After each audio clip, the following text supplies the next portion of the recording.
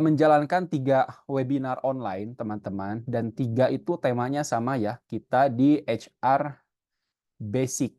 Ya, dan itu sudah 3 batch, kurang lebih ada 1.000 orang yang mengikuti kepesertaannya. Dan sekarang kita lebih spesifik untuk hari ini dan di bulan ini ya. Kita di bulan ini sisa ada 2 jadwal lagi, teman-teman.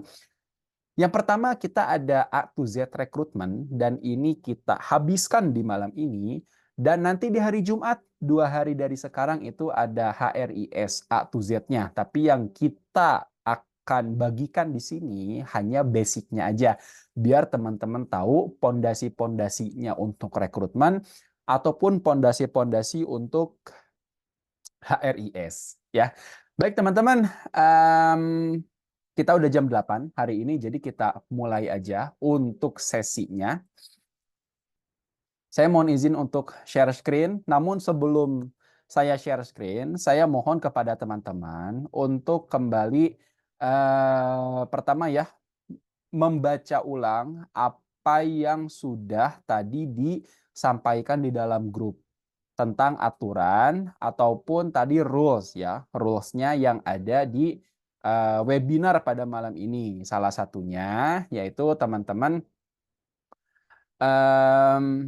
mute ya, mute selama acara berlangsung.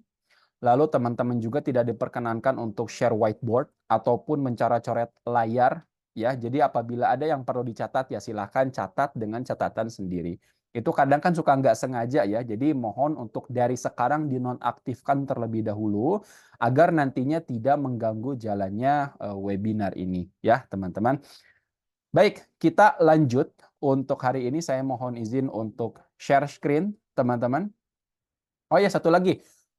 Ini penting juga untuk sertifikat apabila ada teman-teman yang mau mendapatkan sertifikat, itu linknya akan dibagikan nanti di penghujung acara ya. Jadi di ujung banget dibaginya, nggak sekarang-sekarang. Kalau sekarang-sekarang dibaginya ya nanti teman-teman ya udah ngisi udah gitu live belajarnya enggak. Jadi tujuannya cuma buat sertifikat doang. Sayang banget.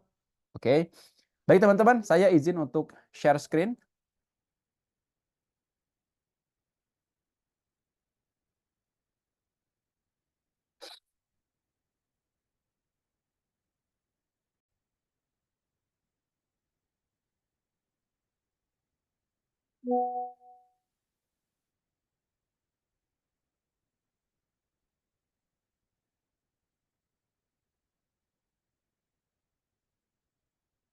Oke.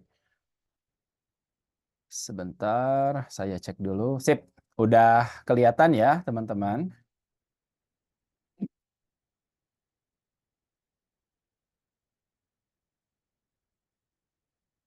Oke,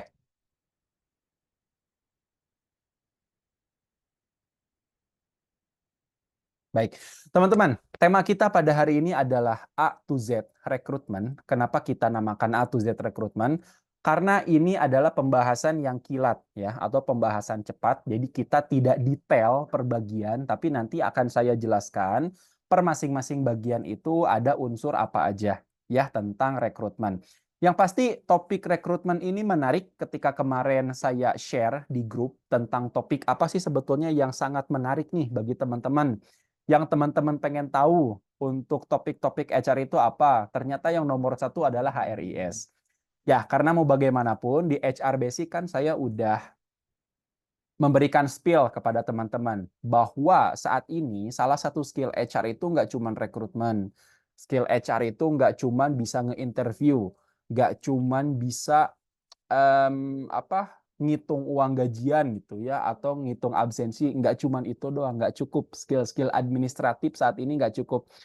Tapi teman-teman juga dituntut untuk adaptasi terhadap teknologi, adaptif ya, adaptif terhadap teknologi, adaptif terhadap perubahan-perubahan. Termasuk rekrutmen juga untuk saat ini sudah menggunakan teknologi baik di seluruh prosesnya dan nanti saya jelasin ya biar teman-teman penasaran. Oke, teman-teman, hari ini kita sama-sama simak A to Z Recruitment. Kita mulai dari introduction terlebih dahulu, oke? Teman-teman, di sini kita memperkenalkan dulu ya tentang recruitment introduction atau perkenalan tentang rekrutmen. Jadi kalau di simpelnya atau gampangnya, rekrutmen itu kamu nih ngajak kerja ya atau ngajak orang kerja, tapi ada syarat-syarat tertentu yang harus dipenuhi. Lalu mengikuti serangkaian alur sebelum akhirnya dinyatakan diterima. Itu rekrutmen. Kata kuncinya yang pertama, syarat-syarat ya, syarat-syarat atau kualifikasi.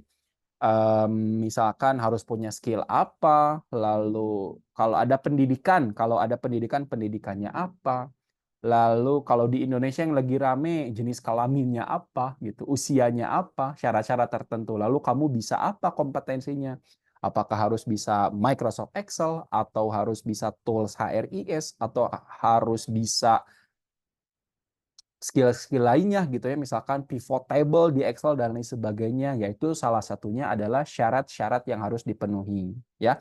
Dan mengikuti serangkaian alur sebelum akhirnya dinyatakan diterima. Jadi alurnya itu input output mulai dari screening ya A to Z, mulai dari nanti ngikut interview, mulai dari nanti apa kalau diterima ya tanda tangan kontrak, ikut onboarding dan lain sebagainya. Ada serangkaian alur sampai akhirnya itu dinyatakan kamu lolos atau tidak, diterima atau tidak di perusahaan ini ya. Ini tentang introduction-nya teman-teman. Nah, introduction ini ya, ini kita perkenalan dulu ya. Nah, ada apa aja sih sebetulnya di dalam introduction ini?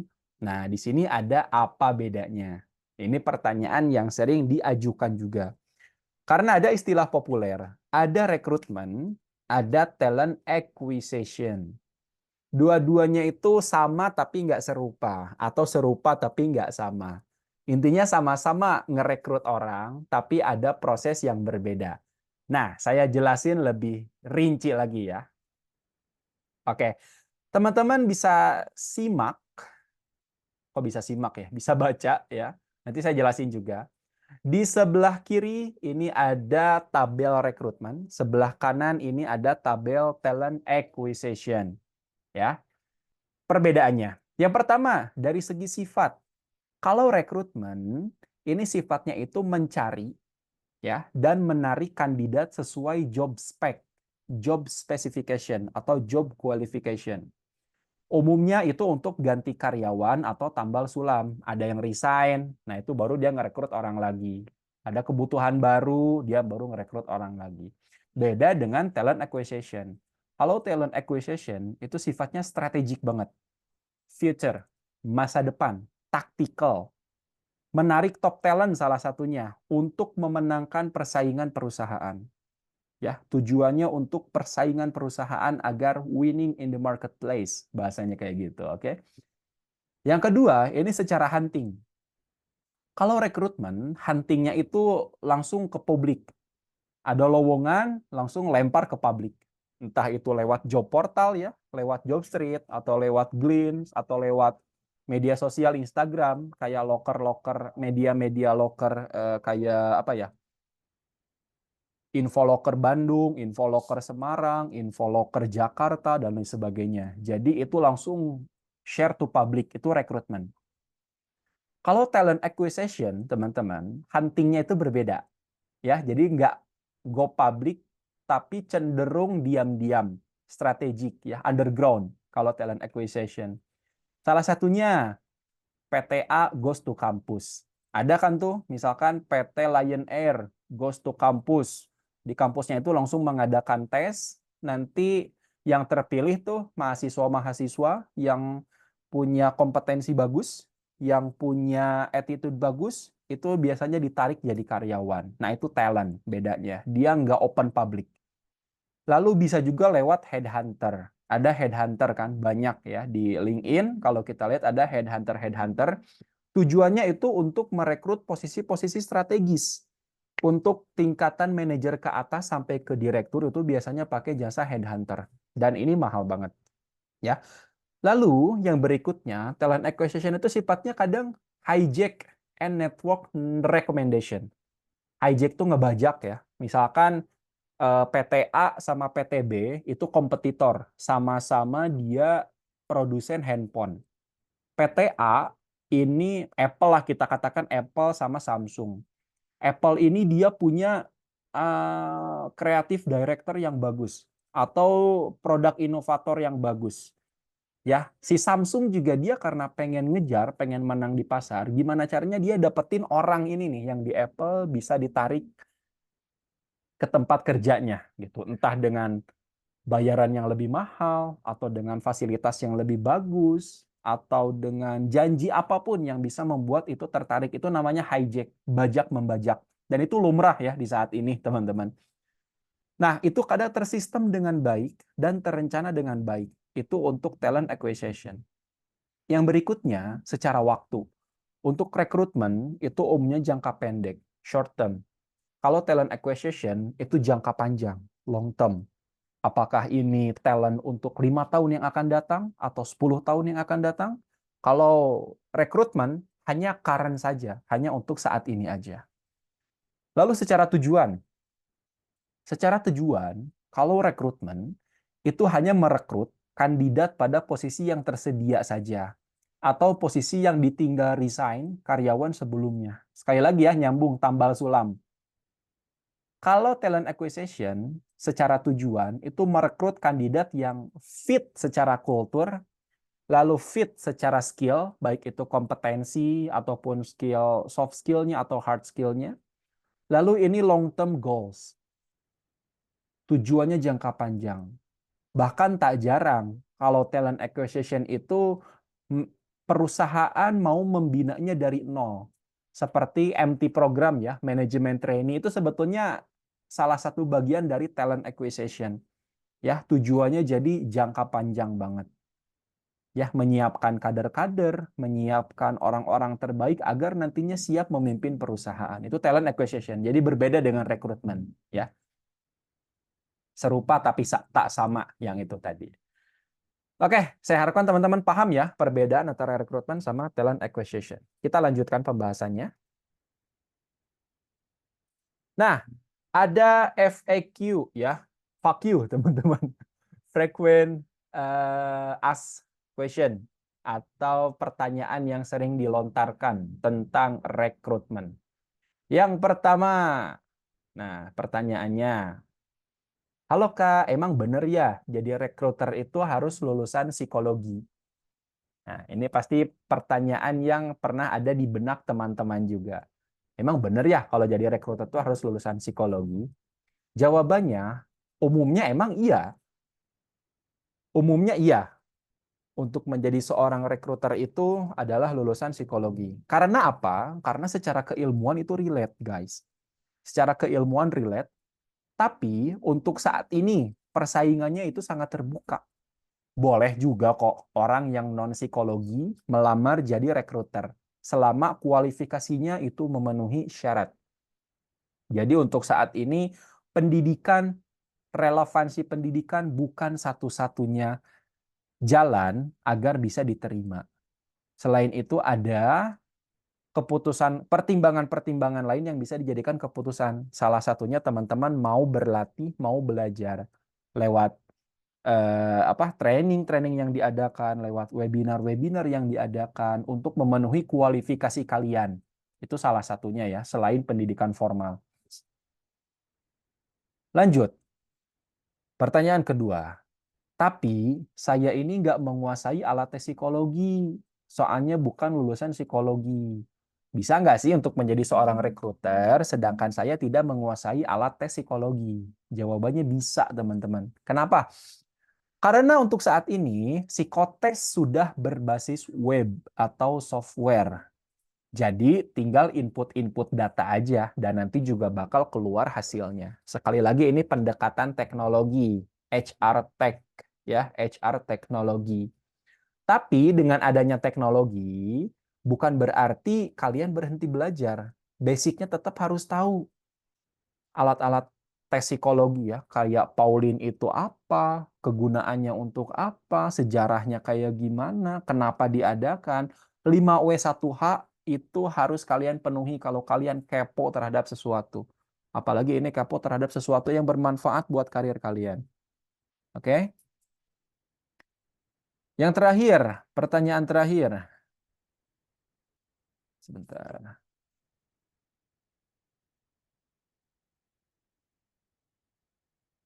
Jadi rekruter spesialis itu menjanjikan nggak sih secara karir?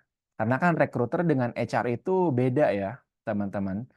Rekrutmen itu bagian atau salah satu dari fungsi HR. HR itu menyeluruh, ada banyak fungsi. Kalau kita bahas di HR Basic kemarin itu cukup ada 4 fungsi aja. Rekrutmen, personal administration, learning and development, dan industrial relation. Ini harus kalian hafal di luar kepala ya. Kalau ditanya HR itu apa? Cukup 4 aja.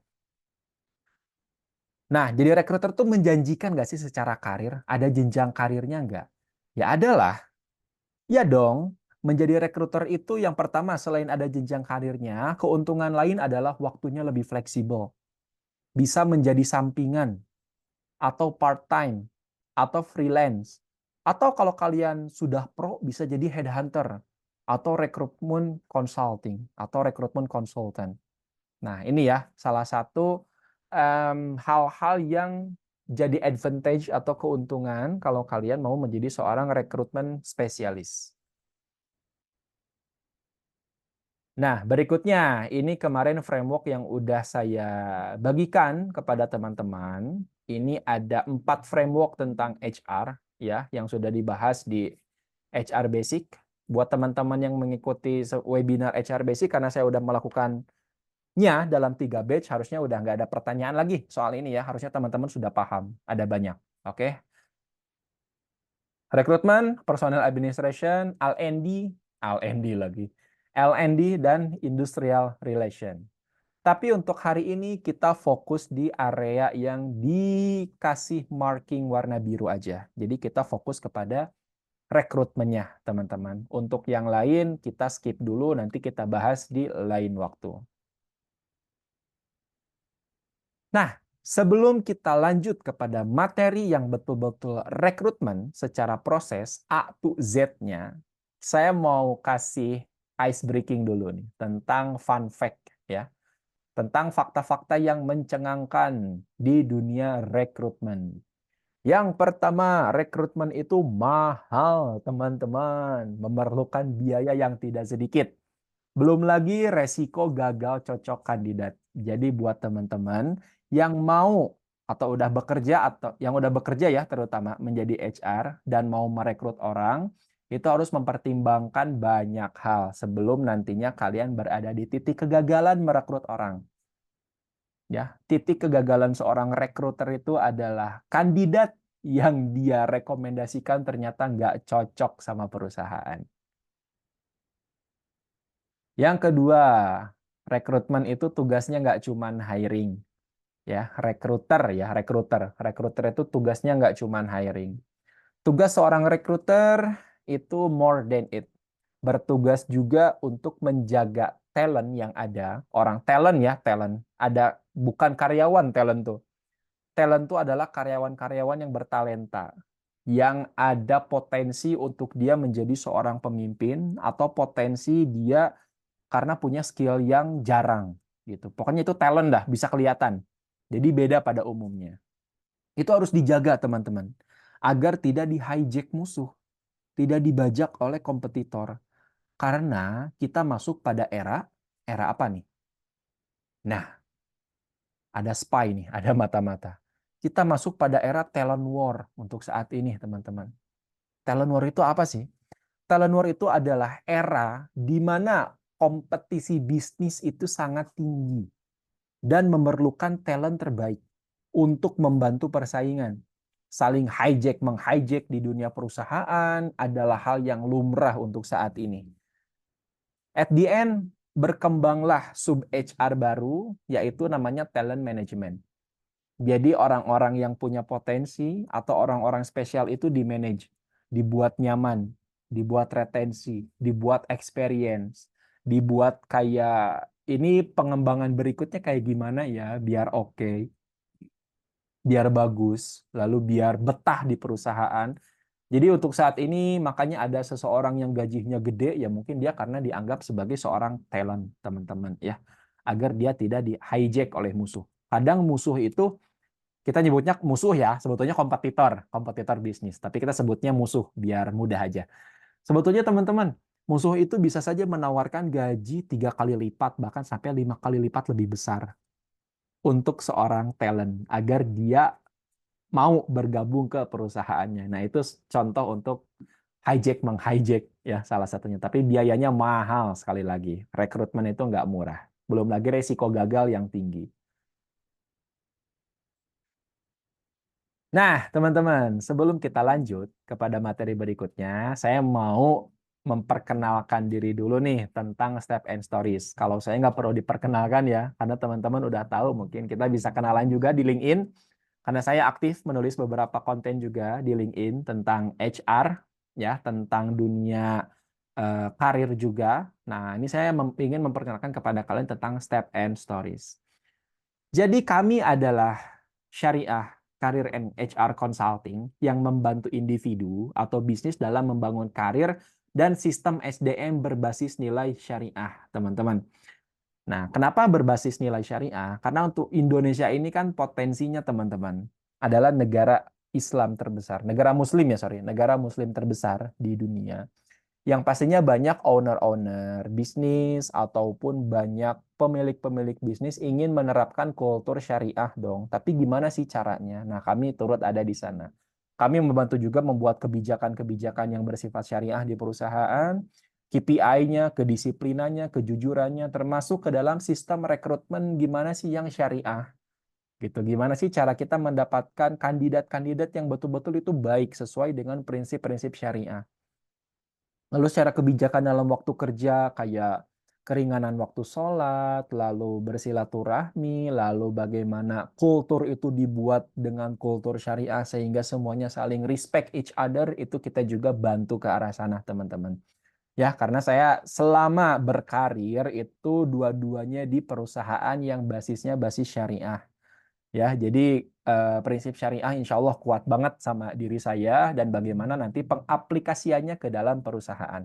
Lalu kenapa sih namanya Step and Stories? Kenapa namanya nggak HR Syariah Consultant atau nggak HR Consulting, Career Consulting? No. Sebab kenapa? Sebab kami percaya bahwa setiap langkah atau step di dalam dunia kerja itu akan menyimpan cerita ya, dan bisa menjadi pelajaran berharga bagi kita semua. Step and Stories. Satu langkah akan menjadi beragam cerita bagi kita, ya.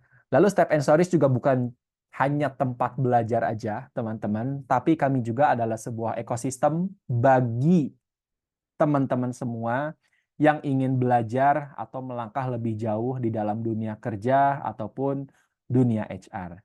Oke, cukup teman-teman. Kalau mau kenal lebih jauh dengan Step and Stories, boleh japri saya atau boleh japri nanti ke nomor admin ya. Kita masuk kepada materi inti, teman-teman. Baik. Nah, ini A to Z yang dimaksud adalah proses ya. Jadi bukan detailing dari ini runtutannya apa dan lain sebagainya. No, tapi ini lebih kepada proses A to Z di dalam kegiatan rekrutmen. Kita susuri touch point dari kedua belah pihak. Jadi kan rekrutmen itu ada dua POV. Ada POV recruiter atau POV HR dan ada POV kandidat. Ya, kita telusuri dua-duanya gitu. Yaitu dari POV recruiter dan POV job seeker ya, teman-teman. Nah, baik, kita lanjutkan.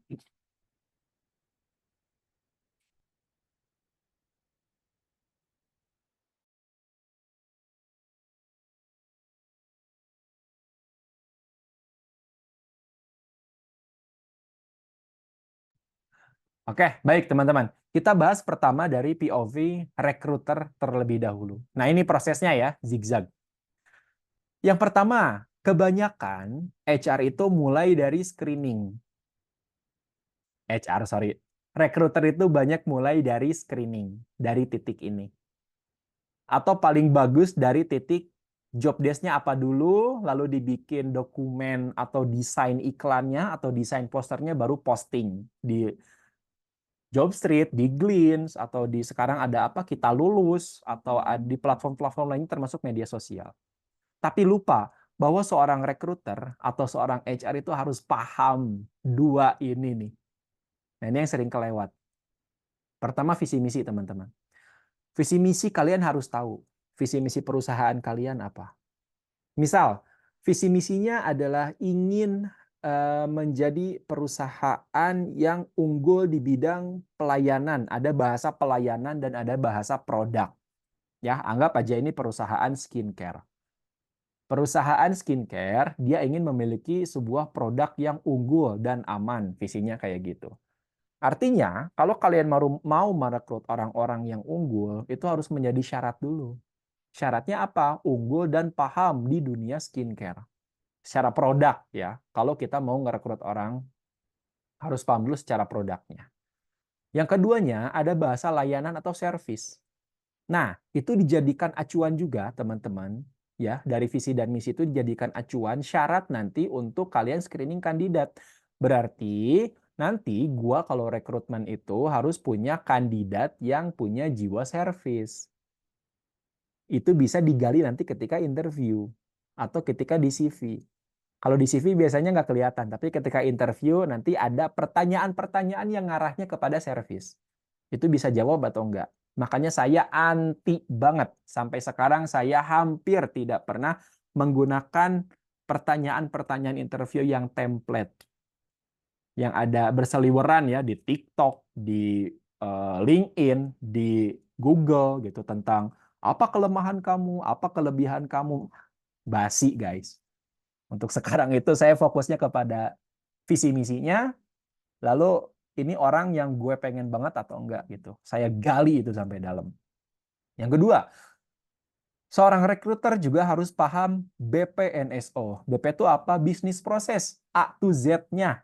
Perusahaan skincare dari R&D-nya, dari bahan-bahannya, dari mulai produksinya kayak gimana, lalu distribusinya nanti kayak gimana, lalu cara menjualnya nanti kayak gimana, lalu nanti ketika customer order itu kayak gimana, lalu nanti ketika customer selesai order nanti handlingnya gimana, kalau ada komplain dan lain sebagainya, lalu penyelesaiannya nanti seperti apa, itu harus paham juga ya, karena bisnis proses itu nyambung sama struktur organisasi, teman-teman. Ya, jadi bikin struktur organisasi SO ya, organization structure itu nggak ujuk-ujuk kalian bikin gitu, inisiatif, enggak. Ada dalilnya. Dalil struktur organisasi itu adalah bisnis proses. Nah, bisnis proses ini dari visi misi turunnya gitu. Jadi nyambung dikit sama proses organization development ya. Jadi recruiter juga harus paham.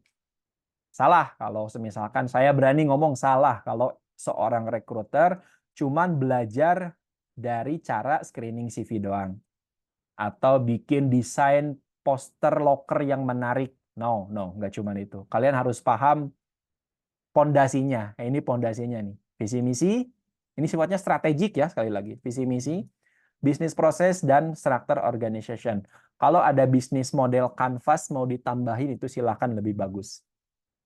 Yang kedua, dari bisnis proses dan struktur organisasi, baru itu nanti outputnya adalah job desk atau job qualification.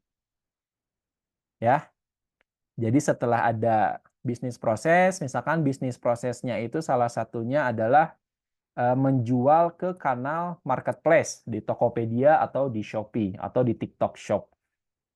Nah, maka dari itu kalian harus menuliskan job desk-nya, pekerjaannya apa aja gitu. Rincian pekerjaan di dalam job desk pekerjaan yang nyambung sama proses bisnisnya. Jadi bikin job desk juga nggak ujuk-ujuk bikin job desk, searching di Google, plek ketiplok, copy paste, enggak, teman-teman. Ingat, tiap perusahaan itu unik.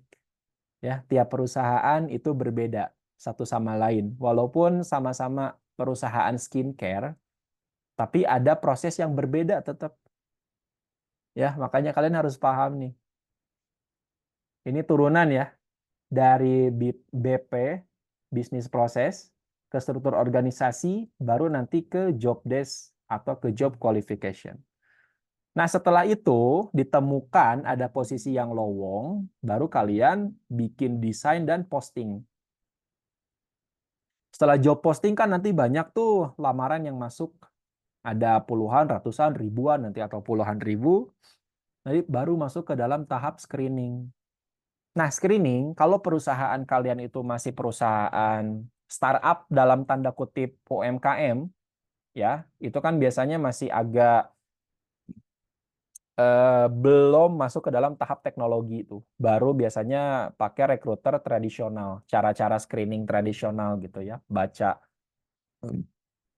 Beda kalau misalkan kalian udah pakai platform kayak Jobstreet atau kayak pakai Glints atau pakai platform yang lain yang itu udah bisa ATS, bisa tracking system. Jadi tinggal pakai filter-filter dari ribuan CV nanti terfilter cuman ratusan atau puluhan mungkin nanti yang betul-betul sesuai aja dengan kualifikasi yang kalian buat. Itu screening ya, lebih menghemat waktu. Jadi makanya kalau ada yang nanya kenapa kok saya nggak pernah lolos screening, ya berarti kalian CV-nya jelek gitu aja. CV-nya jelek atau CV-nya nggak cocok gitu, bukan ATS. Yang berikutnya itu ada interview. Ya, setelah screening baru ada interview, proses interview. Interviewnya ini udah lumrah ya, nggak perlu dijelasin. Lalu setelah interview, anggap aja lolos, nanti ada onboarding. Onboarding itu dia udah hampir jadi setengah karyawan. Karena udah ada kontrak. Kalau misalkan dia jadi karyawan tetap, maka itu ada sesi yang namanya masa percobaan. Kalau PKWT atau kontrak itu tidak ada masa percobaannya, tapi tetap ada onboarding. Onboarding itu adalah sesi di mana perusahaan memperkenalkan diri kepada karyawan barunya, yang baru tanda tangan kontrak tuh. Bagaimana kultur kerja di sini? Apa saja yang boleh, apa saja yang tidak boleh, produknya apa saja, menjualnya kemana saja. Nah, hal-hal ini harusnya dibahas ketika onboarding, biar si karyawan bisa paham. Setelah itu ditentukan juga waktunya, apakah 1 pekan atau 3 bulan, ya kalau masa percobaan kan itu 3 bulan. Setelah 3 bulan nanti ada evaluasi. Evaluasinya tapi nggak 3 bulan, tapi di bulan kedua. Misalkan dia masuk bulan Januari, maka akhir bulan Februari kemarin adalah evaluasi. Evaluasi nanti menghasilkan decision, yes or no. Dia lolos, diangkat jadi karyawan tetap, atau kita terminasi karena nggak cocok nih, skillnya bagus tapi attitude-nya jelek. Atau dia attitude-nya bagus tapi skillnya aduh, ampun banget deh gitu. Mending saya rekrut anak SMP ibaratnya gitu, kata si ownernya. Ya, nah ini decision. Nah, seorang rekruter dia harus paham proses-proses ini. Ini POV dari rekruter. Sekarang kita lari ke POV kandidat. Nah, ini POV kandidat ada di bawahnya. Pertama, kandidat nggak mulai dari visi misi ya. Karena kan pasti nggak tahu. Tapi kandidat mulai dari apply. Dia buka Instagram, dia buka Jobstreet, dia buka Glints, dia buka media sosial lainnya, buka LinkedIn gitu, atau buka TikTok, ada lowongan pekerjaan dia apply. Nah, itu kandidat ya, POV kandidat. Kalau kalian di sini ada job seeker, pasti juga kalian nilainya dari pasti kalian juga mulainya dari apply dulu. Setelah apply, kalau lolos dia ada inviting, undangan bahwa Anda lolos ke tahap berikutnya. Tahap berikutnya itu biasanya assessment. Assessment itu apa? Ada tes psikotes, ada tes skill, kompetensi ya, ada tes-tes lain-lain dan sebagainya, leadership dan lain sebagainya, ada focus discussion group dan lain sebagainya. Itu assessment. Ya, untuk psikotes umumnya itu tes IQ ya, aptitude, lalu ada tes DISC yang umum, lalu ada tes VAK atau gaya kerja. Apakah itu gaya kerjanya visual atau gaya kerjanya itu kinestetik atau gaya kerjanya itu auditory gitu. Kalau nggak salah auditory sih. Auditory itu jadi lebih kepada Dia lebih suka membaca panduan dan mendengarkan. Kalau visual itu lebih suka lihat tutorial. Kalau kinestetik itu learning by doing orangnya. Gitu. Jadi lebih suka mencoba dulu, nanti dari mencoba saya menemukan kesalahan itu yang saya upgrade. Itu kinestetik assessment ya. Setelah assessment, nyambung. Nah, jadi gini nih, kalau misalkan diurutkan, job posting, apply, inviting. Gitu. Lalu dari inviting, screening, interview, assessment, lalu ke interview. Sama. Ya. Lalu sama, kalau sudah anggap lolos interview, nanti si karyawan juga onboarding. Sama ya pembahasannya tadi. Yang udah dibahas di onboarding apa aja. Lalu evaluating, sama karyawan juga dievaluasi. Ya, setelah dievaluasi ya dia waiting of decision ini. Apakah dia diterima, dilanjutkan, atau ya sudah berakhir gitu. Lo nggak kepake di perusahaan ini, silakan cari perusahaan lain yang lebih cocok gitu, teman-teman ya. Ini untuk A to Z rekrutmen tuh maksudnya ini. Sekali lagi yang saya tekankan, jangan pernah mulai dari screening, mulai dari memahami dulu apa visi misi perusahaan kalian. Pahami dulu proses bisnisnya seperti apa, struktur organisasinya, lalu job desk yang ada dan kualifikasi yang seharusnya yang sesuai dengan bisnis proses. Baru nanti kalian desain iklan semenarik mungkin. Sekarang kan ada aplikasi desain yang instan ya, Canva atau apapun itulah. Kalian nggak perlu bikin dari nol. Tinggal buka template-nya banyak, ada puluhan ribu. Tinggal bisa kalian posting gitu. Oke, guys, ini yang saya maksud dengan A to Z recruitment. Nah, kita ke pembahasan berikutnya, teman-teman. Ini ada challenge and hacks, ya, atau apa aja sih tantangan dan solusinya untuk di rekrutmen ini. Untuk challenge and hacks, menjadi seorang recruiter itu, guys, banyak banget tantangannya. Sekali lagi, resikonya banyak banget, resiko gagal. Ya, namun bukan berarti nggak ada solusinya. Semuanya ada solusinya. Gimana sih caranya biar kita itu nggak jadi rekruter yang kalau rekrut orang tuh gagal lagi gitu. Gagal maning. Sebentar guys, saya mau buka chat dulu ya. Oke, Mas Iwan, saya harapkan untuk bertanya di sesi Q&A. Ya, karena di term and condition tadi udah dijelaskan untuk bertanya itu hanya di sesi Q&A ya. Baik teman-teman, kita lanjutkan. Nah, recruitment challenge atau tantangan-tantangan di dalam rekrutmen. Ini saya ambil datanya survei ya, survei internasional.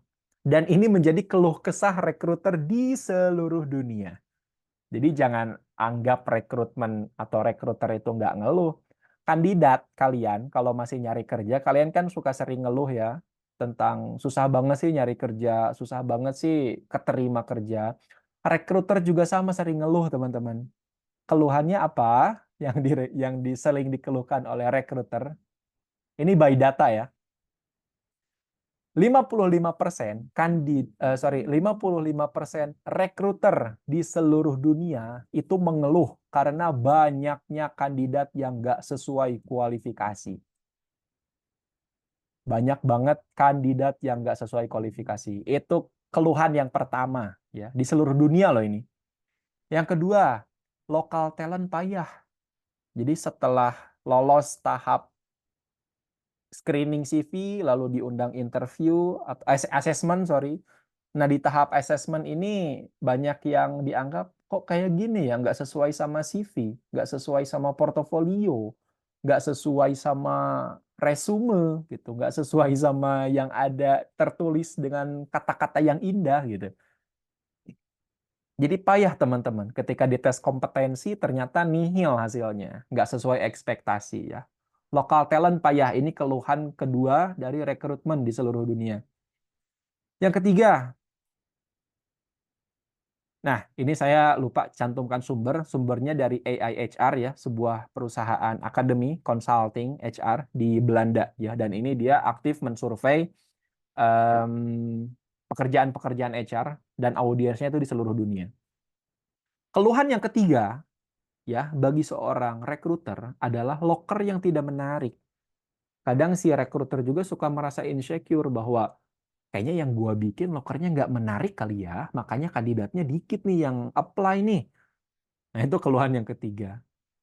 Yang keempat, nah kalian kan suka curhat tuh ya di LinkedIn bahwa kalau kandidat nggak lolos pun ya dikasih kabar dong. Kalau kandidat ini jadi nggak berharap, nggak apa. Guys, rekruter tuh lebih apa ya bahasanya? Bukan saya ngebela ya, tapi saya ngalamin nih.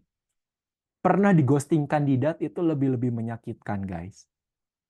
Tahu nggak di ujung nih mau selesai, anggap mau tanda tangan kontrak besoknya, kandidat yang lain udah gagal, tinggal nyisa dia satu orang nih. Besoknya mau teken kontrak, malamnya nge-WhatsApp. Pak, mohon maaf saya nggak bisa bergabung, saya membatalkan diri untuk bergabung karena bla bla bla dan lain sebagainya. Itu masih bagus, ada kabar. Yang lebih kurang ajarnya lagi, kandidat besoknya nggak datang sama sekali dan malamnya nggak ada kabar sebelumnya. Ketika saya hubungi, malahan, maaf Pak, saya batal bergabung. Nah, itu ghosting dari kandidat. Itu ya hanya bisa dirasakan oleh seorang HR atau seorang rekruter. Ya, teman-teman, hanya bisa dirasakan oleh seorang rekruter ini. Ghosting-ghosting kayak gini. Dan yang terakhir itu iklan seadanya. Ya, jadi nggak ngiklan atau nggak ngeluarin budget tuh buat lokernya. Jadi jangan mikir posting iklan di Jobstreet itu gratis ya, bayar teman-teman, itu mahal. Ke Glints itu juga sama bayar. Hampir ke semua platform itu bayar.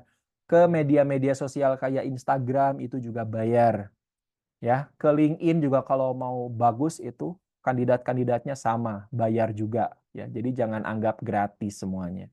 Bayar, rekrutmen itu mahal. Nah, saya mau sedikit sharing teman-teman kepada kalian semua tentang rekruter skill set hack atau skill-skill apa saja sih yang harus dimiliki oleh seorang rekruter. Ya, kalau kalian mau menjadi seorang rekruter spesialis. Yang pertama, bakat teknologi ini harus tetap ada. Ini sifatnya hard skill ya. Hard skill, bakat teknologi artinya kalian adaptif. Microsoft Excel bisa. Mau pakai AI, mau ChatGPT, mau DeepSeek, mau Gemini, mau apa, kalian pandai memainkan prompt. Jadi ketika brainstorming dengan AI itu hasilnya optimal karena prompt yang kalian masukkan itu efektif. Ya, ini bakat teknologi. Lalu ketika kalian screening CV menggunakan platform teknologi atau pakai platform ATS, itu kalian catat. Atau ketika psikotes kalian mau input hasil psikotesnya juga itu cepat. Jadi tetap seorang rekruter juga harus punya bakat teknologi. Ya. Yang kedua, literasi data. Nah, ini sekali lagi, kalau di kemarin di HR Basic, saya udah ngasih spill kepada teman-teman semua bahwa HR sekarang ada di fase as a data driven. Bukan lagi sebagai seorang human capital, masih ada ya maksudnya human capital, tapi efektif atau lebih efektif itu menjadi seorang data driven untuk saat ini. Keputusan apapun semuanya by data. Jadi literasi data juga harus bisa. Ya, ini seorang rekruter. Gimana nanti kalian dapat banyak kandidat, ya, anggap ribuan kandidat atau puluhan ribu kandidat, tapi secara data kalian nggak menguasai. Ya, secara data itu analitik maksudnya. Analitik datanya kalian nggak menguasai. Itu kalian hanya sebatas membuka lembaran-lembaran CV kandidat aja. Kosong ya, itu screening kosong namanya. Lalu marketing skills. Kenapa marketing skills? Teman-teman, saya membaca sebuah buku. Buku ini terbitan dari Kompas Group, ya. Dan merek bukunya adalah merek lagi. Dan judul bukunya adalah HR is the New Marketing. Judulnya Employer Branding. Oke. Dan salah satu yang dituliskan di sana adalah HR itu harus punya marketing skill untuk menarik kandidat yang terbaik untuk melamar di perusahaan kita. Ya. Lalu yang berikutnya adalah speaking, kemampuan untuk berbicara. Ini nggak harus saya sebutkan secara detail. Lalu sourcing skill, ya sourcing skill dia harus mampu untuk menyeleksi kandidat dengan baik, dengan efektif. Lalu yang terakhir ini interviewing skill. Sekali lagi, interview jangan hanya pertanyaan-pertanyaan template yang mudah kalian dapatkan, itu nggak efektif, guys. Ya, dan kandidat juga bisa dengan gampang mengaksesnya. Tapi buat interview itu seasik dan seefektif mungkin, ya. Nah, ini warna berbeda, ini adalah soft skill-nya. Yang pertama adalah cultural awareness. Kalian harus paham tadi ya, selain visi misi, selain bisnis proses dan struktur organisasi, kalian juga harus paham kultur di perusahaan kalian. Jadi nanti ketika milih kandidat itu nggak cuma skill-nya aja yang dilihat, tapi secara kulturnya dia cocok apa enggak sama kita. Nah itu hanya apa ya bahasanya? Secara digali di interview nanti bakal ketahuan dia apakah orang yang cocok atau enggak. Yang kedua skill negosiasi. Yang berikutnya ini network and relationship. Kadang rekruter itu mentok nyari kandidat di publik. Mau nggak mau, si orang rekruter dia harus mencari kandidat by networking atau by relationship. Yang berikutnya, komunikasi yang clear.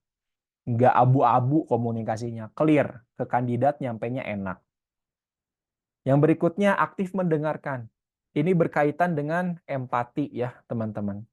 Berkaitan dengan empati, active listening. Dan yang terakhir, seorang rekruter harus punya self-motivation. Ya, karena nggak jarang kena mental, guys. Nggak jarang kena mental, apalagi ketika kandidatnya ngeghosting atau kandidatnya itu nggak cocok sama ekspektasi perusahaan, ya mau nggak mau, dia harus punya kemampuan untuk memotivasi diri. Ya, ini skill set yang harus dimiliki oleh seorang HR, recruiter, atau seorang recruiter spesialis ya di era saat ini, teman-teman. Oke, guys, kita udah ada di penghujung acara. Sorry, ini tadi kepencet.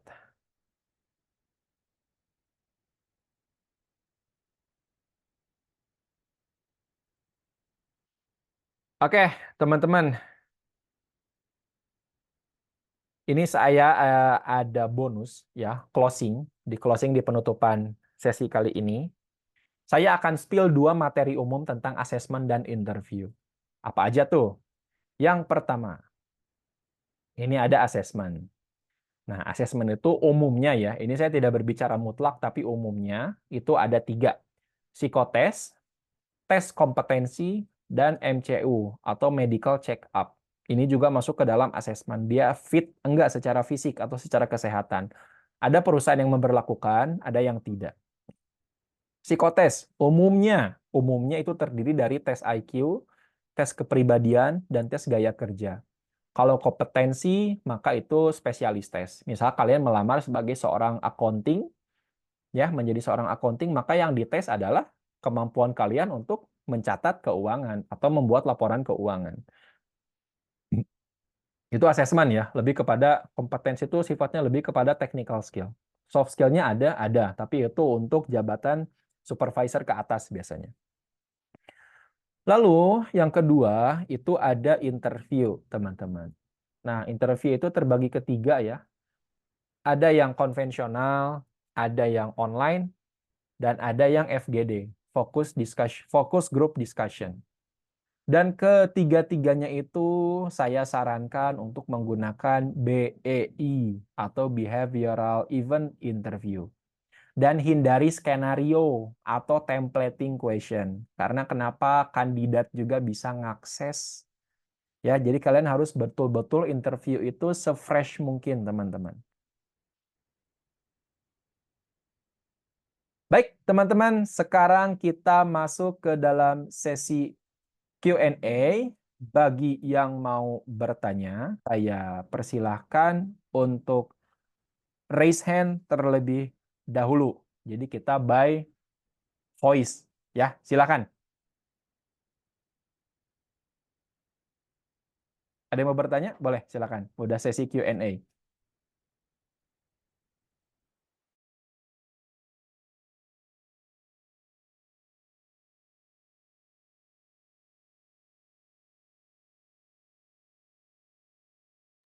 Oke, dari Kang Iwan. Sebentar Kang ya, ditunggu dulu sebentar ya.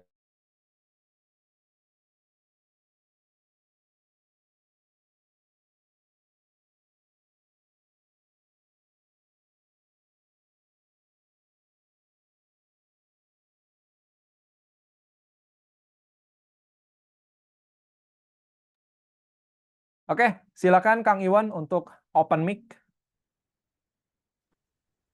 Baik, terima kasih atas kesempatannya, Pak. Saya izin bertanya karena saya nggak ketemu tombol question-nya, jadi makanya saya langsung ngomong langsung begitu. Pak, karena kan saya kan sering lihat tuh di media sosial tentang local-local talent acquisition dan juga local recruiter begitu. Nah, tadi juga saya sempat juga mendengar penjelasan dari Bapak tentang A to Z rekrutmen. Berarti Pak, secara kesimpulan ataupun secara umum gitu, posisi recruiter tuh lebih ke end-to-end recruitment gitu ya. Kalau talent acquisition itu lebih ke mewawancari, strategi sourcing, dan pencarian kandidat. Seperti itu aja ya Pak, atau gimana? Sekian dari Ya. saya Pak. Oke, baik. Terima kasih atas pertanyaannya, Mas Iwan. Sekali lagi ya, kalau secara proses bisa jadi sama, tapi yang mau saya tekankan ada perbedaan antara rekrutmen dengan talent acquisition itu dari segi konsep. Ya, konsep. Sekali lagi, rekrutmen itu umumnya untuk mengisi lowongan yang sudah ada. Kalau tadi dipelajari mulai dari struktur organisasi, maka dilihat dari struktur itu mana yang orang yang resign dan harus segera perbaikan gitu atau pengisian ulang bahasanya. Ada tambal sulam itu rekrutmen. Jadi sifatnya lebih kepada teknikalnya gitu. Teknikal untuk kita merekrut orang. Kalau talent acquisition secara konsep itu jangka panjang, Pak. Nyambungnya itu sama visi misi. Yang tadi, kalau kita mau merekrut orang yang punya servis, karena visinya itu adalah menjadi perusahaan yang unggul secara servis atau nomor satu dengan perusahaan servis terbaik di Indonesia, anggap kayak gitu ya. Maka seorang talent acquisition atau seorang recruiter sama ya, kadang dua ini sama gitu. Tapi kalau secara konsep, seorang talent acquisition ketika melihat visi seperti itu, maka dia sudah tahu taktiknya gitu. Dia harus datang ke universitas mana yang punya grade bagus atau yang punya kualitas servis yang bagus, atau dia harus memulai tes dengan pertanyaan-pertanyaan yang seperti apa, atau dia mengkonsep kegiatan atau mengkonsep sebuah program manajemen trainer dan di dalamnya itu terdapat kurikulum tentang servis, servis, servis, dan servis agar dia lebih cepat untuk meraih visi misinya. Jadi sekali lagi, recruiter dan talent acquisition, dan talent acquisition itu dua hal yang sama tapi berbeda dan dua hal yang berbeda tapi sama. Sekali lagi gitu. Karena ini sifatnya yang satu strategik, yang satu itu daily gitu atau operation sifatnya. Ya, gitu Pak Iwan, secara konsep jadi perbedaannya ya. Kadang secara teknis sama-sama aja, melakukan interview sama, melakukan assessment sama, melakukan onboarding juga sama gitu. Jadi ada proses-proses yang sama. Hanya secara konsepnya aja yang berbeda. Konsepnya lebih strategik, satu lagi konsepnya lebih kepada pemenuhan saat ini. Itu untuk rekrutmen dan talent acquisition. Gitu, Pak Iwan, semoga menjawab ya untuk pertanyaannya, untuk jawabannya, sorry. Berikutnya dari Mbak Asra, silakan Mbak Asra. Ya, terima kasih. Assalamualaikum warahmatullahi wabarakatuh. Waalaikumsalam. Perkenalkan, nama saya Asra. Izin bertanya, Pak. Jadi saya mau bertanya perihal perusahaan yang sering sekali turnover-nya ini cukup tinggi.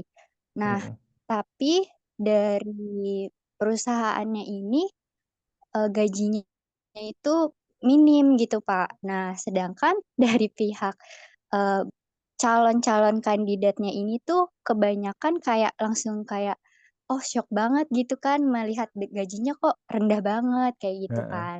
Nah, sudah adanya negosiasi dengan pihak perusahaan namun, pihak perusahaan ini tetap, udah segitu aja kayak gitu. Karena mungkin dari job desk-nya ini, sedikit-sedikit, namun itu banyak, apa ya, kayak job-nya ini sedikit, cuman kayak bagiannya itu banyak kan, administrasi, tapi nggak cuman admin, khusus dokumen aja tidak, jadi customer juga di-handle, absensi di-handle, semuanya pokoknya yang berhubungan dengan administrasi atau berhubungan dengan, informasi-informasi kayak gitu dijadikan satu. Jadi yang saya ingin bertanya, bagaimana kita menyikapi, eee, perusahaan yang seperti itu?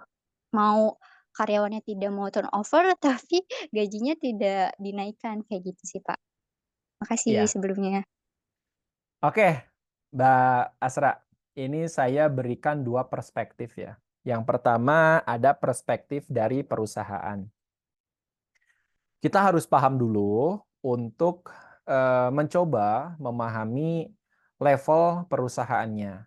Apakah perusahaan itu berada di level yang sudah mapan, yang sudah besar, atau ini adalah perusahaan yang pemula. Pemula dalam artian UMKM. Omsetnya masih di bawah 15 miliar dalam setahun. Ya, UMKM. Jadi masih di bawah 15 miliar dalam setahun. Kalau perusahaannya masih di bawah omsetnya ya, omset itu pendapatan setahun, kotor, laba kotor, itu di angka di bawah 15 miliar per tahun, itu maka kebanyakan atau umumnya sering terjadi dinamika tenaga kerja. Nah, kayak tadi ya, karena ini sekali lagi perusahaan kan berkaitan dengan uang. Ya, kadang uang itu sering dialokasikan untuk investasi atau dialokasikan untuk produksi, biaya produksi. Terkadang untuk biaya SDM itu sering dinomor sekiankan. Itu umum ya, umumnya untuk di perusahaan UMKM. Makanya kalau perusahaan yang baru mulai atau merintis dengan status UMKM yang tadi, umumnya itu pengen satu orang menghandle banyak pekerjaan. Umumnya kayak gitu. Ya, multitask but one pay gitu ya. Banyak pekerjaan tapi gajinya cuma satu gitu. Nah, bagaimana cara menyikapinya? Yang pertama, kita sebagai HR itu itu memiliki status sebagai bridger lah. Bridger atau kita yang menjembatani antara perusahaan dalam artian pemilik atau ownernya atau pimpinan dengan karyawan. Apa yang diinginkan karyawan itu harus disampaikan kepada ownernya. Masalah ownernya itu mengamini atau tidak, itu menjadi kebijakan si ownernya. Kalau semisalkan tidak, kita sebagai seorang HR harus memberitahu resikonya.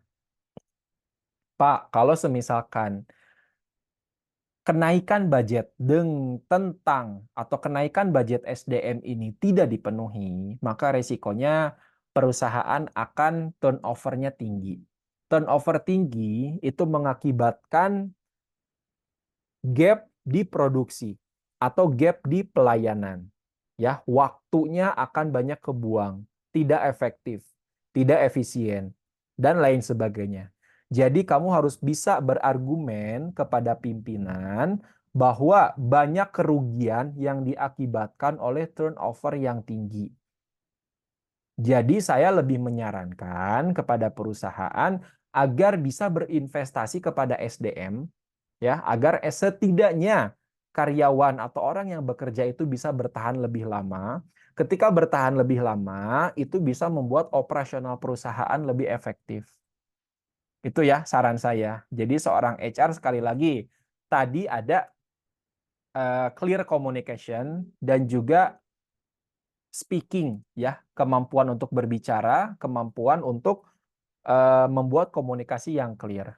Karena apa? Sekali lagi, HR tugasnya nggak cuma ngitung gaji, nggak cuma rekrut orang, tapi harus juga mengurusi hal-hal yang sifatnya industrial relation kayak gini, internal industrial relation kayak gini. Gitu Mbak Asra ya. Terima kasih untuk pertanyaannya, semoga menjawab. Kalau kurang ya silakan nanti bisa berdiskusi dengan saya di luar ini atau bisa berdiskusi nanti dengan HR practitioner yang lain. Oke. Berikutnya dari Mas Isyan Rashid. Mas Iwan tadi udah nanya belum ya? Udah sih Pak, tapi saya pengen bertanya lagi kalau misalnya saya diberi kesempatan begitu. Oke, saya ke Mas Isyan dulu ya, sebentar ya. Boleh Pak? Oke, Mas Ihsan silakan Mas Ihsan. Halo Kak, saya izin bertanya, cuman di sini masih hujan deras, takutnya suaranya nggak cukup dan saya sudah ngechat Kak. Udah di obrolan itu sudah saya chat. Jelas, jelas Mas Ihsan. Silakan kalau mau bertanya, suaranya sangat jelas. Baik, terima kasih Kak Ruslan. Sebelumnya saya terima kasih kepada Kak Ruslan telah memberikan materi dan saya izin bertanya terkait di luar materi tersebut Kak. Sebelumnya saya lulusan S1 Bahasa Arab. Nah, akan tetapi di sini saya ingin menjadi HR karena dari kakak saya sendiri sudah menjadi HR Kak.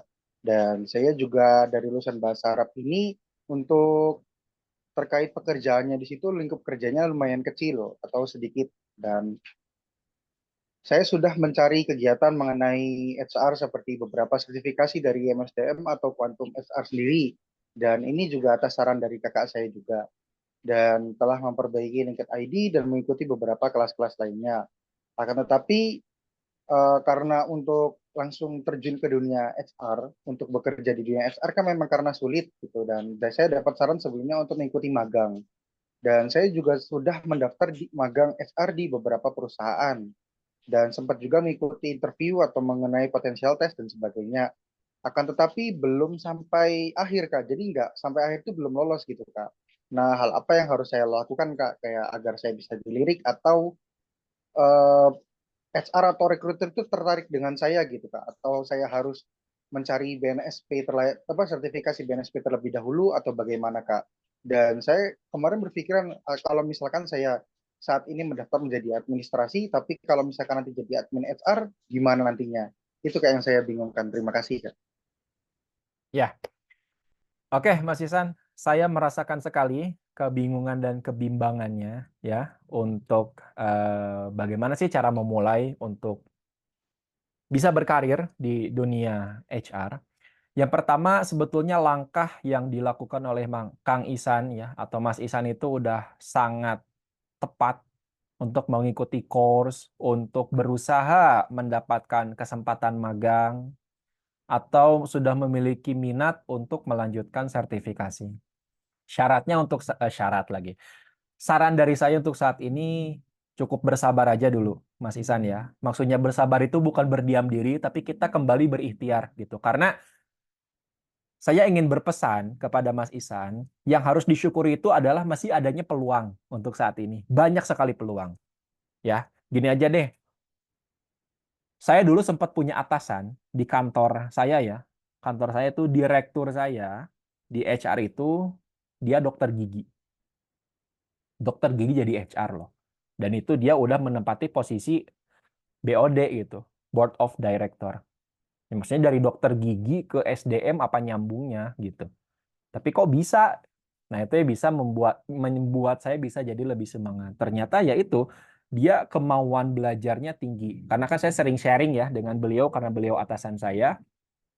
Sering sharing tentang bagaimana caranya dia dulu memulai karir, terus dia memulai belajar-belajar soal HR, mau terjun ke dunia HR, resign dari PNS di Indonesia ya, karena dia itu direktur saya dulu, dia lulusan dokter gigi bukan di Indonesia, tapi di Hawaii. Ya, jadi dokter gigi udah lulusan luar negeri, kalau kerja di Amerika tuh kayaknya gajinya udah gede banget gitu. Tapi dia milih jadi HR di Indonesia. Ya, sekali lagi itu balik lagi kepada minat. Tapi yang mau saya tekankan di sini adalah motivasi dan kemauan belajar, Mas Ihsan. Selama peluang itu masih ada, kesempatan itu masih ada, kita tetap bersabar dan berikhtiar terus. Ya, apalagi kalau kesempatan udah kesempatan magang udah ada, itu bisa dioptimalkan dengan baik. Kalau mau menerima pekerjaan atau magang sebagai seorang administrator, ya, itu tetap bisa dilaksanakan, tapi tetap nanti dicari korelasi atau relevansinya dengan dunia HR. Gitu. Menjadi seorang administrasi kan nanti ada hal-hal yang ditulis, misalkan jadi sekretaris rapat atau apa dan lain sebagainya, itu biasanya nanti ada relevansinya dengan dunia HR. Karena HR juga kan ada kaitannya dengan kegiatan tulis-menulis dan lain sebagainya gitu. Itu kalau misalkan Mas Ihsan udah betul-betul berminat menjadi seorang HR. Ya, karena menjadi seorang HR itu sekali lagi selain punya skill, selain punya kultur yang fit, harus ada kesempatannya juga. Gitu. Nah, sekarang kesempatan ada, tinggal kembali lagi kepada pribadi dari Mas Ihsan untuk bisa lebih bersabar dan terus berikhtiar ya. Tapi sekali lagi saya ingatkan, langkah yang sudah dilakukan oleh Mas Ihsan itu sudah sangat tepat. Ya, tinggal terus dilakukan secara konsisten, nanti insya Allah ketika waktunya tiba, akan indah pada waktunya. Insya Allah, saya turut mendoakan dari sini ya, Mas Ihsan. Sebelumnya saya izin bertanya lagi, Kak. Terima kasih atas sarannya, Kak. Kan sebelumnya karena saya punya kakak itu sebagai HR dan lumayan di perusahaan yang lumayan besar, di situ saya juga belajar terkait HR, Kak, seperti pembuatan KPI atau pembuatan recruiter atau terkait job desk dan sebagainya, Kak. Dan di situ saya kumpulkan menjadi apa? Saya kumpulkan di satu folder. Kalau misalkan nanti saya desain menjadi sebuah portofolio dan seperti kayak sistem high risk atau sistem penggajian dan sebagainya yang dilakukan oleh kakak saya dan saya diberikan tutorial itu dan atau saya jadikan portofolio terkait project learning, apakah itu bisa memberikan nilai tambahan? Dan yang kedua, misalkan nanti ada pertanyaan apakah punya pengalaman terkait penggajian atau sebagainya, itu biasanya saya sering ditanyakan seperti itu sih, Kak, terkait apa namanya sistem high risk dan sebagainya. Jadi saya bingung, kira-kira kalau misalkan saya yang jawabnya, saya punya pengalaman, tapi kan saya cuma belajar. Tapi di sisi lain saya juga membantu kakak saya, gitu. Tapi kalau misalkan nanti saya yang jawabnya udah berpengalaman, takutnya nggak cocok dengan kondisinya, gitu. Kira-kira gimana, Kak? Ya, oke. Yang saya tangkap ya, untuk dari cerita dari Mas Ihsan itu, yang pertama bersyukur ya punya kakak yang sudah berkarir di HR dan perusahaan besar dan bisa berbagi ilmu atau keahlian gitu. Bisa berbagi itu sebuah nikmat ya kalau menurut saya. Yang keduanya, apakah itu bisa dijadikan landasan untuk portofolio dan ketika ditanya nih apakah ada pengalaman untuk melakukan payroll dan lain sebagainya, jawab aja bisa, tapi tidak dalam skup profesional. Ini sifatnya project. Project membantu kakak saya. Justru dari project tersebutlah minat saya tumbuh dan karena minat saya tumbuh akhirnya saya banyak belajar secara mendalam tentang penggajian ataupun tentang KPI atau tentang HRIS dan lain sebagainya. Jadi bisa dijawab dengan kata bisa, tapi ada tapinya. Ya, bisa, tapi itu sifatnya project, bukan professional experience.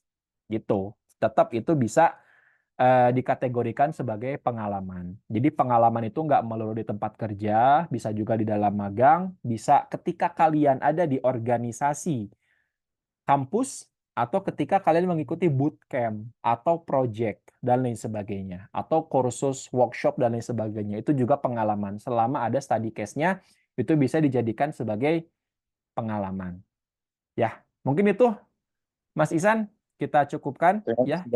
kita lanjut kepada Mas Anwar nih boleh Mas Anwar silakan.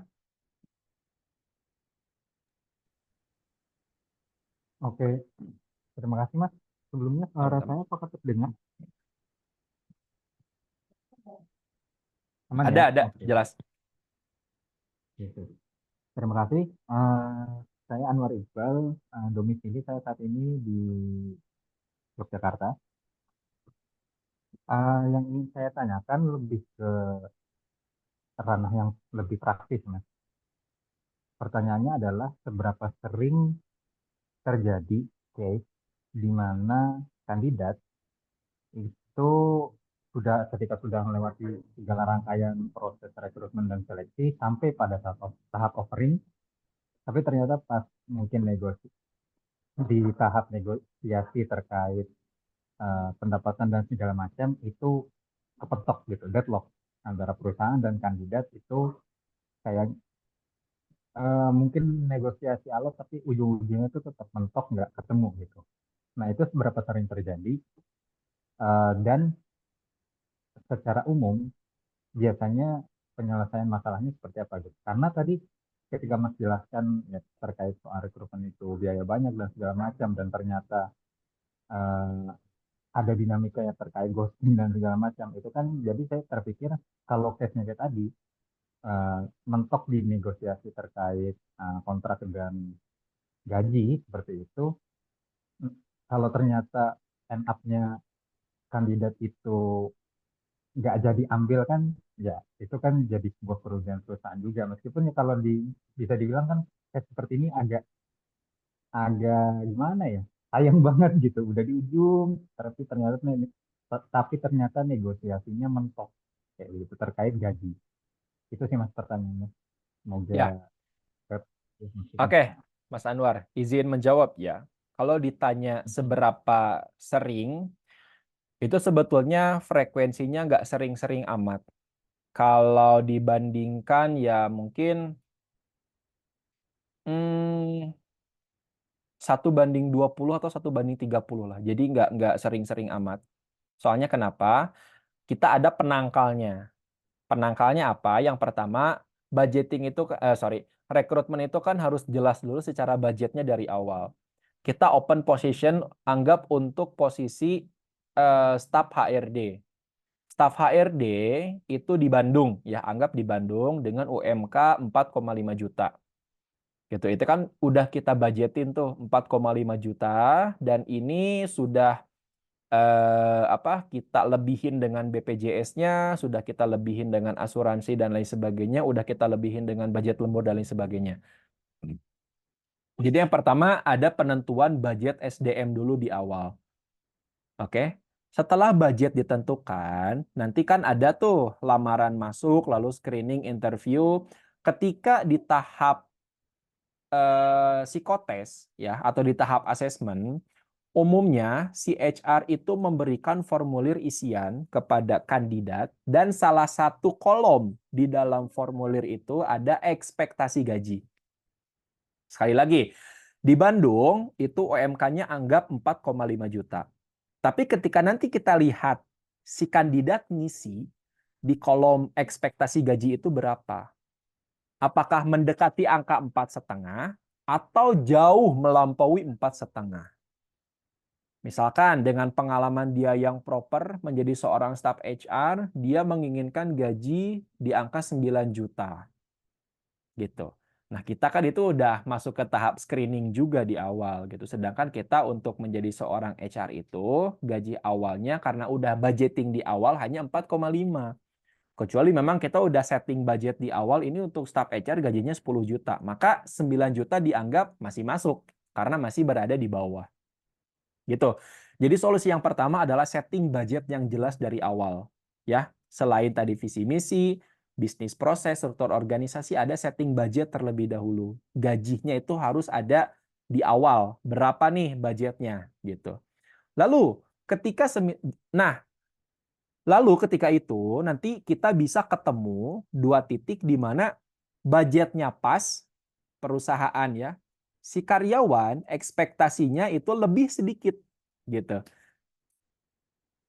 Gaji yang sudah ditentukan oleh HR adalah 4,5 juta. Lalu si kandidat mintanya 5 juta, beda 500.000. Ini anggap 4,5 juta itu udah mati, itu udah betul-betul mati, nggak bisa toleransi lagi oleh perusahaan karena budgetnya terbatas.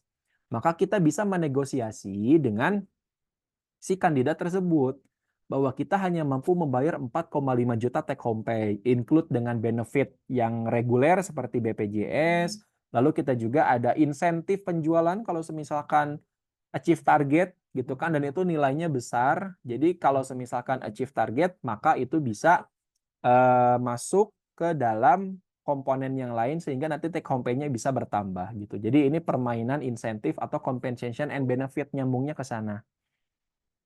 Gitu, Mas ya. Jadi solusinya yang pertama adalah kita harus menentukan budget yang jelas dari awal sehingga nanti ketika ada karyawan yang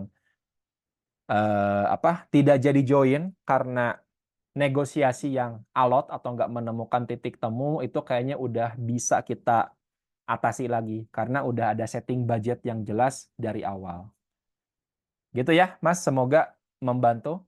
Satu lagi pertanyaan terakhir untuk open mic ya. Selanjutnya nanti akan saya jawab pertanyaan dari kolom chat. Oke, dari Mas Saifuddin. Silakan, Mas. Oh, oke.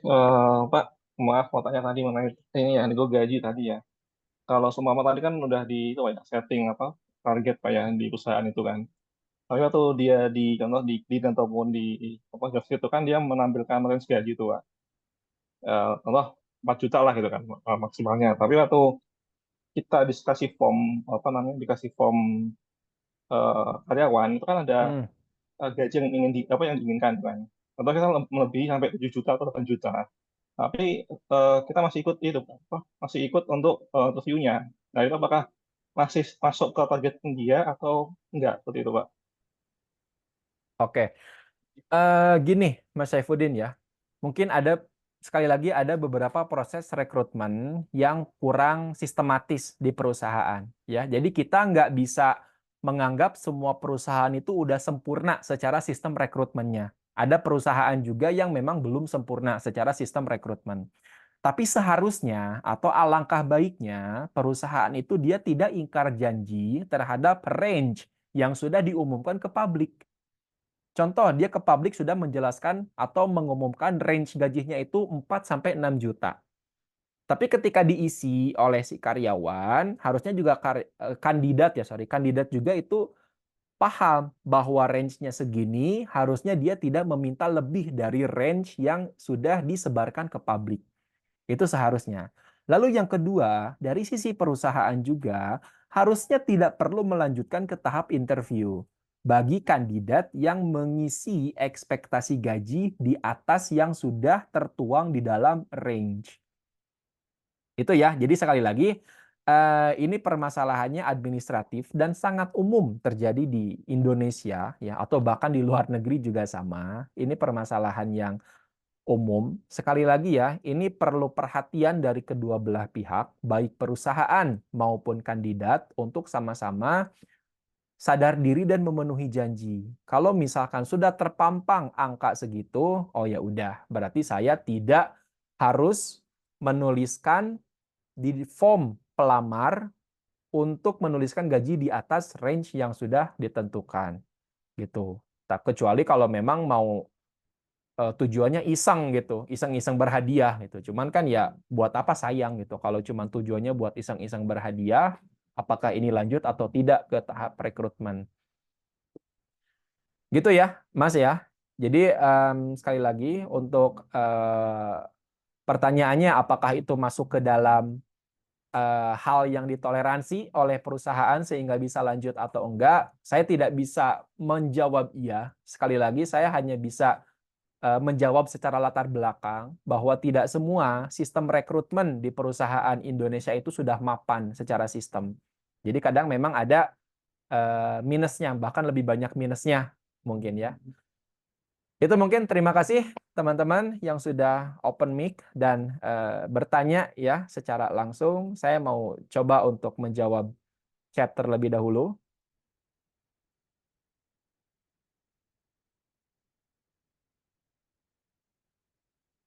Ini ada dari Randy ya. Ini saya batasi di 5 pertanyaan ya teman-teman. Kita akhiri ini di nanti pukul 9:30. 9:30 nanti saya share formulirnya untuk teman-teman isi. Saya pernah mendapat interview dari salah satu perusahaan, di mana perusahaan meminta konfirmasi ketersediaan jika ingin lanjut proses seleksi. Saya konfirmasi bersedia dan menanyakan jadwal seleksi.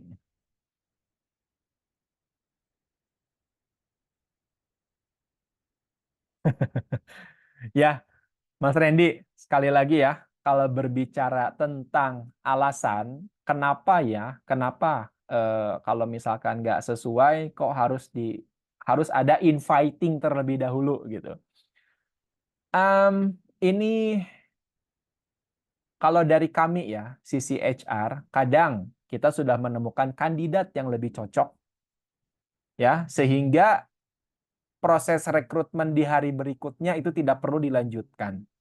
Sayangnya, HR tidak memberitahu kepada kandidat. Seharusnya memberikan informasi kepada kandidat. Itu ya kalau berbicara seharusnya gitu. Nah, jadi kemungkinannya kenapa ya banyak kemungkinannya. Apakah tiba-tiba keputusan rekrutmen dari pimpinan itu dihentikan karena tidak ada budget? Ini budget nggak ada nih, duitnya nggak ada, rekrutmen stop dulu semua. Gitu. Sehingga kandidat yang udah nanya, nanti saya kabarin lagi ya gitu. Kan kandidat, kan perusahaan nggak mungkin atau HR nggak mungkin bilang kita lagi nggak ada budget nih gitu.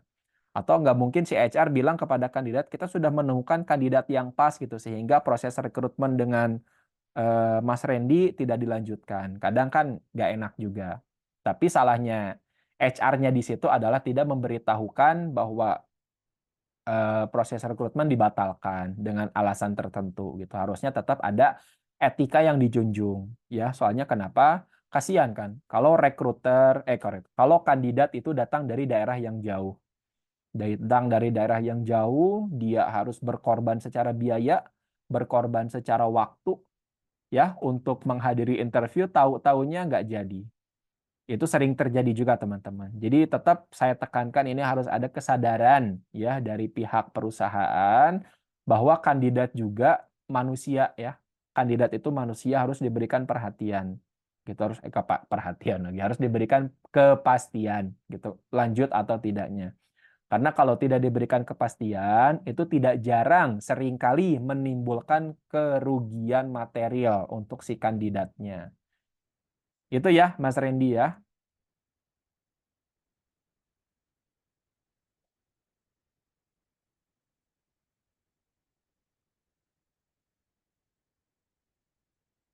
Ini dari KCIC, dari Mas Arsyuluddin. Izin bertanya, apa yang harus dilakukan rekruter jika terjadi gap antara rekruter dengan user dengan user nih terkait kualifikasi talent.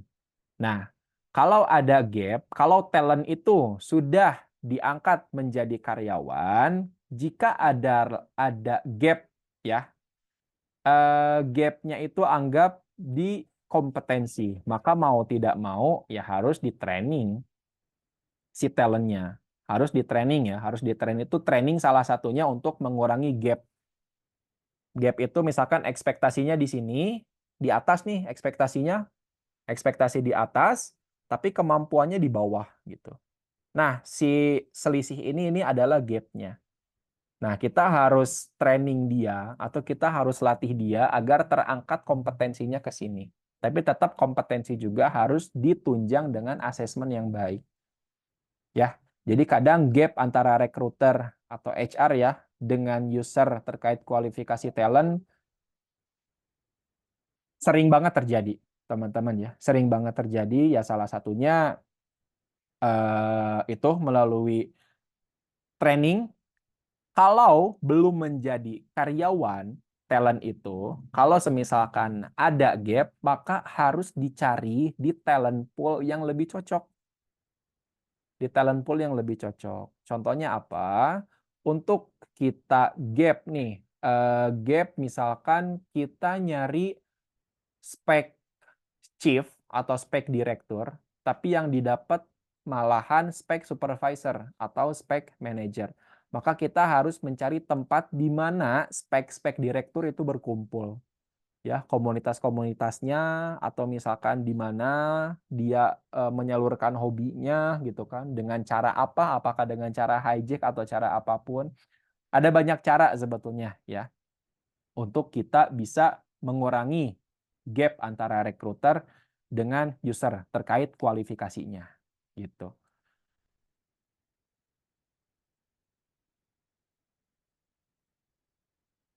Ini ada Kang Lutfi Jakaria ya. Sebentar. Saya baca dulu ya dalam hati ya, baru nanti bisa jawab.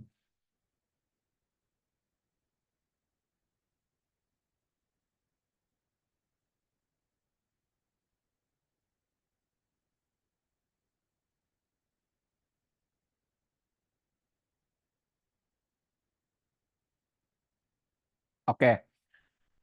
Untuk kegiatan perusahaan Ghost to Campus dan lain sebagainya, itu memang ditugaskan kepada user. Nah, yang harus diperhatikan adalah kegiatannya yang dibatasi. Jadi untuk kegiatan-kegiatan Ghost to Campus nih, kayak semisalkan perusahaan Nutrifood atau perusahaan PT Ceres mengadakan kegiatan Ghost to Campus, maka hanya cukup di tes asesmen saja. Jadi jangan langsung ke tahap interview.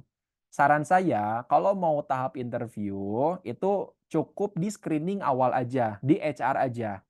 Ya, screening atau interview HR itu memuat apa? Cukup memuat hal-hal yang sifatnya culture fit aja dulu. Kita gali dulu tuh cara dia berkomunikasi seperti apa, teamwork-nya seperti apa, lalu dia cocok nggak nih kulturnya dengan kita gitu. Cukup di culture fit. Nanti untuk skill fit, nah ini tanggung jawab user. Karena kan user ini calon atasannya. Kita kan nggak bisa nih, semisalkan langsung memutuskan, oke kamu lolos, tiba-tiba dikasih ke user. Usernya nggak interview, nggak apa, tiba-tiba langsung dikasih kandidat, nggak taunya zong. Padahal itu hasil dari talent acquisition. Gitu. Nah, seharusnya yang HR lakukan atau di tahap untuk Ghost to Campus hanya di tahap asesmen saja kalau saran saya.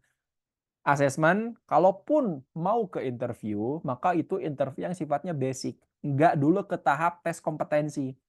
Karena kalau tes kompetensi, saya sarankan harus didampingi oleh user atau didampingi oleh orang yang kompeten di bidangnya. Jadi kan HR itu terbatas ya. HR itu terbatas karena kadang HR tidak memahami teknis secara full. Misalkan dia teknisi mesin. HR tuh ya mana paham gitu kan urusan teknis mesin gitu. Nah, yang lebih paham teknis mesin itu adalah usernya atau orang yang ahli di bidangnya, calon atasannya lah. Gitu. Gitu ya. Kalau kembali lagi secara ROI ini kita balik lagi ke konsepnya. Jadi jangan sampai Ghost to Campus itu kan mengeluarkan biaya yang tidak sedikit. Nah, jangan sampai semua proses itu dilakukan di sana. Kalau semua proses dilakukan di sana, lalu dalam waktu yang singkat, lalu didapatkan kandidat dengan kualifikasi yang dianggap mentah. Mentah itu dalam artian karena proses interviewnya tidak mendalam, tidak deep dive. Gitu ya, tidak deep dive, lalu asesmennya pun hanya melihat dari hasil tulisan saja. Gitu, itu sayang banget. Jadi tetap harus ada pendampingan user kalau saran saya. Dan user itu mendapatkan kandidat atas saran dari HR. Karena HR udah melakukan first screening. Gitu ya. Oke, kita next ke pertanyaan berikutnya. Oh, ada pertanyaan lagi nih. Dan apakah saat ini relevan dengan one more notice? Target ke recruiter yang ideal sebetulnya berapa lama? Ini tergantung kebutuhan ya. Kembali lagi kepada kebutuhan dari perusahaan tersebut. Kadang kalau semisalkan butuhnya cepat, ya harus cepat gitu. Tapi kalau kebutuhannya bisa lama, 1 bulan atau dan lain sebagainya, itu biasanya bisa lebih santai gitu. Ini kembali lagi kepada strategi dari rekrutmen yang ada di perusahaan tersebut. Ya. Oke, ada 3 pertanyaan lagi, teman-teman.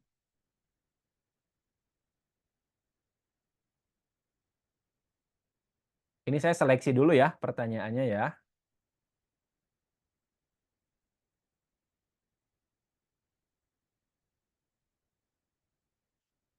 Ini ada dari Maya Novitasari. Antara habis kontrak dan resign mempunyai nilai tersendirikah untuk HR atau user? Dan jika dibandingkan, lebih baik yang mana untuk menerima kandidat tersebut?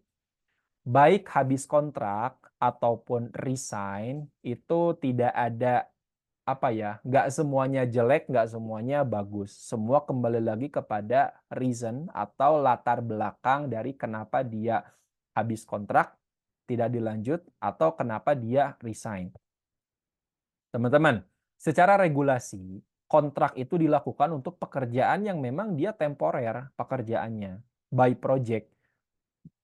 Sedangkan untuk pekerjaan-pekerjaan yang sifatnya tetap, seperti HR, accounting, atau misalkan apa lagi ya, legal staff gitu, itu kan sifatnya tetap ya, ada terus gitu.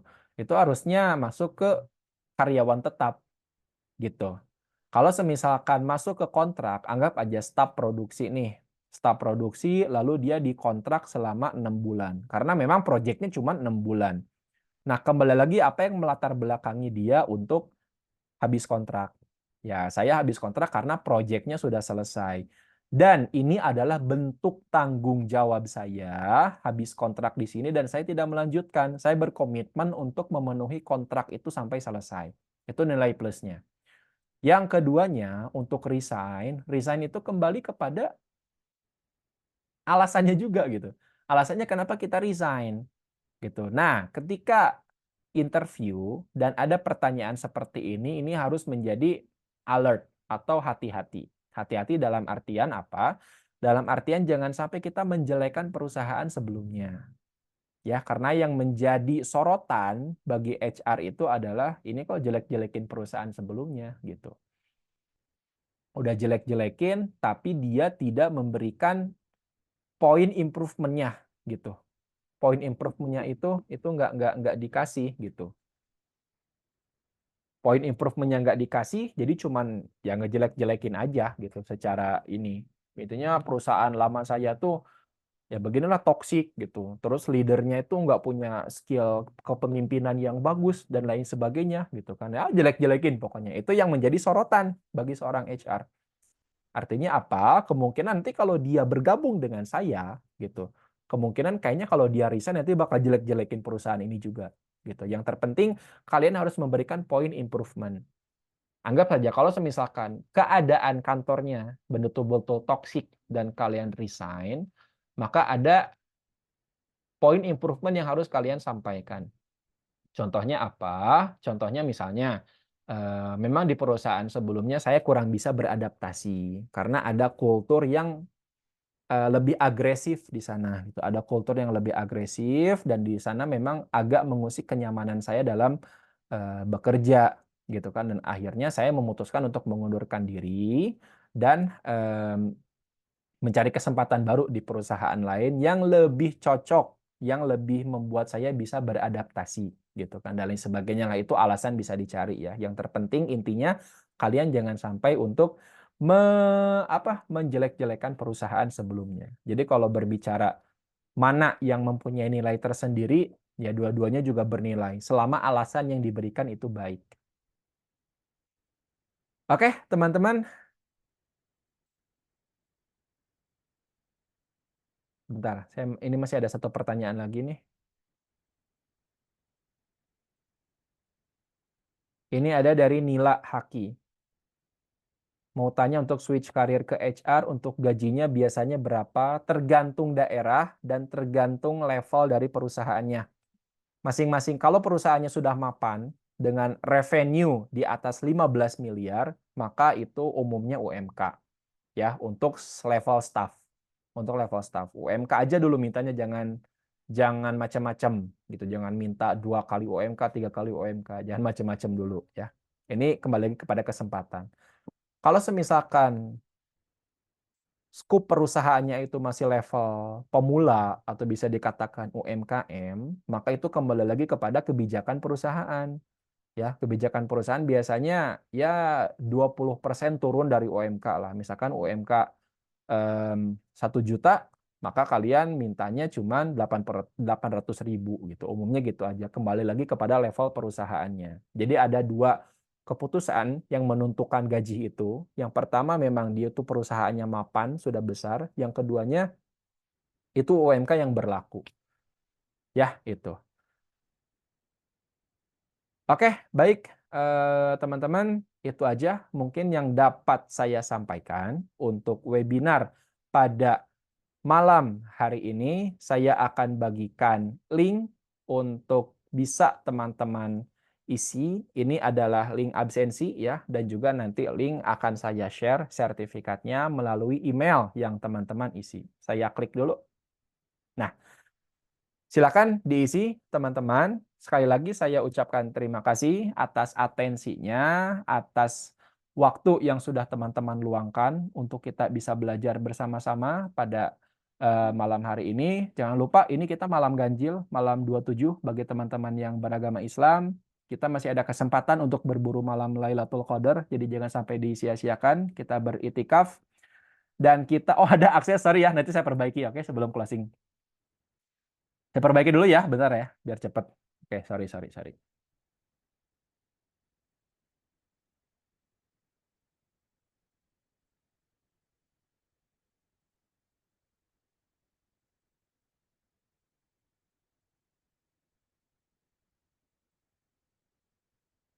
Oke.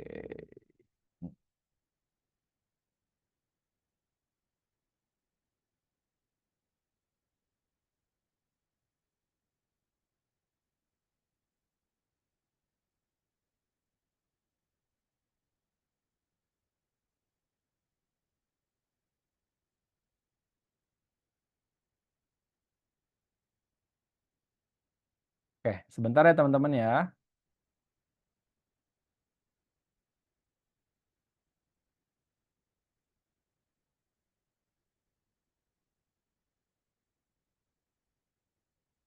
Nih, saya kirim ulang ya. Jangan dulu ada yang ngechat, teman-teman. Nah, sip.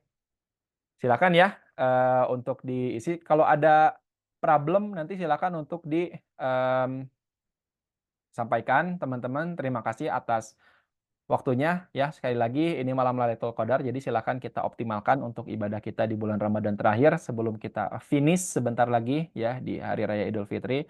Saya mengucapkan selamat berpuasa kepada teman-teman yang menjalankan, dan bagi teman-teman yang sedang belajar atau yang sedang mencari pekerjaan dan lain sebagainya, saya doakan juga di bulan Ramadan ini, bulan yang penuh keistimewaan, bulan di mana diijabahnya doa, agar teman-teman dipermudah urusannya dalam urusan apapun, terutama dalam urusan ikhtiar mencari pekerjaan.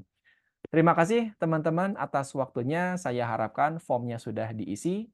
Saya izin live terlebih dahulu ya. Apabila ada teman-teman yang mau mengisi form, dipersilakan untuk mengisi ya. Terima kasih atas waktunya. Assalamualaikum warahmatullahi wabarakatuh.